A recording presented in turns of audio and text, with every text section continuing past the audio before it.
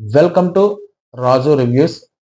క్షమాపణలు చెప్పిన శ్రీముఖ్ గారు అని చెప్పి మీకు ఆల్రెడీ తమ్నైల్లో పెట్టాను కదా. సో ఏంటంటే గనక సంక్రాంతికి వస్తున్నాం అన్న ఫంక్షన్ ఏదైతే ఉన్నదో దానికి సంబంధించి ఫంక్షన్ నిజామాబాద్ లో జరగడం జరిగింది. సో దానికి యాంకర్ గా శ్రీముఖ్ గారు ఉన్నారనమాట.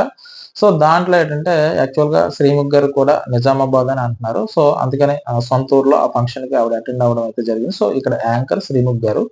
సో ఇక్కడ ఏంటంటే దిల్ రాజు గారు అండ్ వాళ్ళ బ్రదర్ శిరీష్ ఉన్నారు కదా, వాళ్ళిద్దరికి ఎలివేషన్ ఇవ్వడం కోసం, వాళ్ళిద్దరు అన్నదమ్ములు కాబట్టి సో రామ లక్ష్మణులు అన్నది ఫిక్షన్ కదా, అంటే కల్పితం కదా.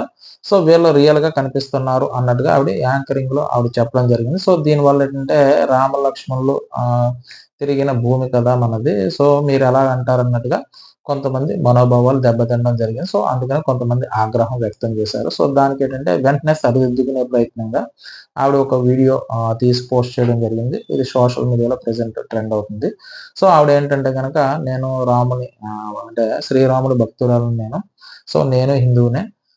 అంటే నేను మాట్లాడిన మాటలకు అంటే ఇది సున్నితమైన మ్యాటర్ కాబట్టి సో ఈ మ్యాటర్‌కి ఎవరైనా సరే ఇలా మాట్లాడడం వల్ల ఎవరి మనోభావాలన్నా దెబ్బతింటే నన్ను క్షమించండి అన్నట్టుగా ఆవిడ వెంటనే క్షమాపణలు చెప్పుకోవడం జరిగిందనమాట. సో అంటే ఏం లేదు.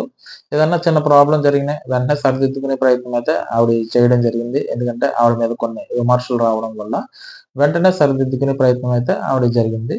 సో అది ఆవిడ క్షమాపణలు చెప్పడానికి గల కారణం ఏంటంటే గనక ఈ సంక్రాంతికి వస్తున్న ఫంక్షన్‌లో జరిగిన దానికి ఆవిడ క్షమాపణలయితే చెప్తూ ఒక వీడియో అయితే రిలీజ్ చేసింది. సో ఇది కొంచెం సున్నితమైన మ్యాటర్ కాబట్టి ఆవిడ వెంటనే స్పందించి ఎవరన్నా మనోభావాలు దెబ్బతింటే నన్ను క్షమించండి అని చెప్తూ ఒక వీడియో రిలీజ్ చేయడం జరిగిందనమాట.